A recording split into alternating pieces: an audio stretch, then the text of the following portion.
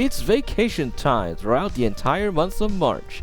I've been to places that I have never gone before in a long time. However, there are also stinkers in March that I would like to point out later. But first,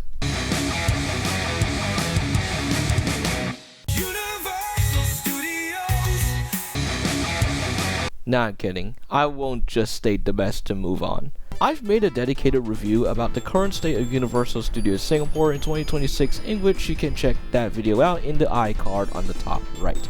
However, to give you the Cliff Notes version, Universal Studios Singapore in 2026 is an okay experience. With Minion Land replacing the now defunct Madagascar area, there is a slight improvement to the park. However, there are other aspects of the park that needs improvement, most notably the legacy attractions. Rides such as Revenge of the Mummy and Jurassic Park Rapids Adventure tend to operate less frequently, and in the event that the ride is currently operating, some of the effects would not function as normal. With the rising prices of theme parks nowadays, these issues that I've mentioned should be taken into account, and hopefully Universal Singapore could make improvements to the ride experience. As such, the current state of Universal Studios Singapore in 2026 is not all that bad, but it's not great either. But still, an experience that I'm grateful for in March.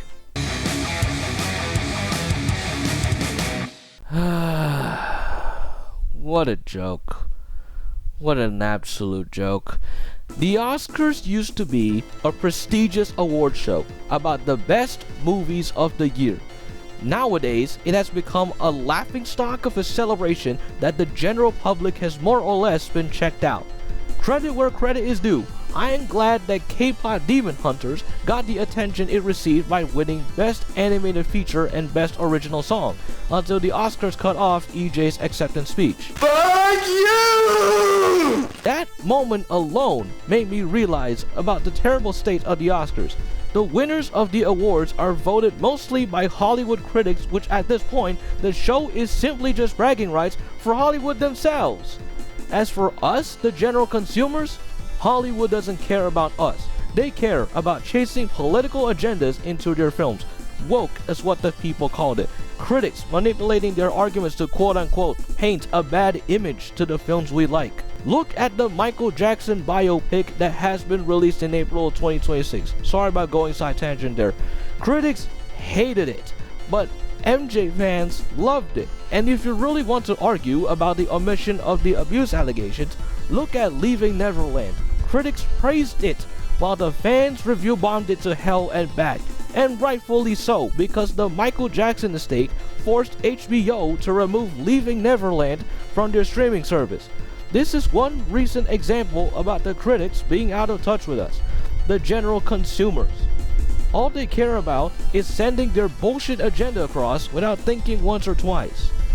My point is, the Oscars is no longer the premier award show for movies from the perspectives of the general consumer. The moment when EJ's acceptance speech was cut off after receiving the Best Original Song award was when the general consumer base is up in arms and called the Oscars out for their bullshit. Rightfully so, because EJ is a Korean singer-songwriter that had to go through adversity before K-pop Demon Hunters, and thanks to the film's success, including its top hit Golden, she got what she wanted, the most prestigious award. It's an underdog story that should be studied in the music industry, but these jackass Hollywood execs threw that moment away, thus enraging the general consumers. Back to the Michael Jackson example. The critics' opinions on the film would most likely not put this movie into consideration for any nominations in the Oscars, and the movies nominated for next year's Oscars are most likely those that not one fucker knew of. As such, the 2026 Oscars will most likely be the final nail in the coffin for me. Why even bother watching an award show in which it only benefits the execs at Hollywood, as well as the out-of-touch critics, while neglecting the interest from the general consumer base? Therefore, I'm not going to talk about the Oscars ever again. I'm not watching the next Oscars. I'm not posting anything about the next Oscars, which, by the way, do follow me on my socials, Twitter, Instagram, Reddit. I am done with this circle jerker from the award show, and you can kiss my ass goodbye. Rant done. You are coping and seething. But anyways guys, what are your best and worst moments in March of 2026? Do let me know in the comments below. If you enjoyed this video, do give it a like and subscribe to my channel for more content. This has been Mr. LW, and I'll see you guys in the next video. Deuce out.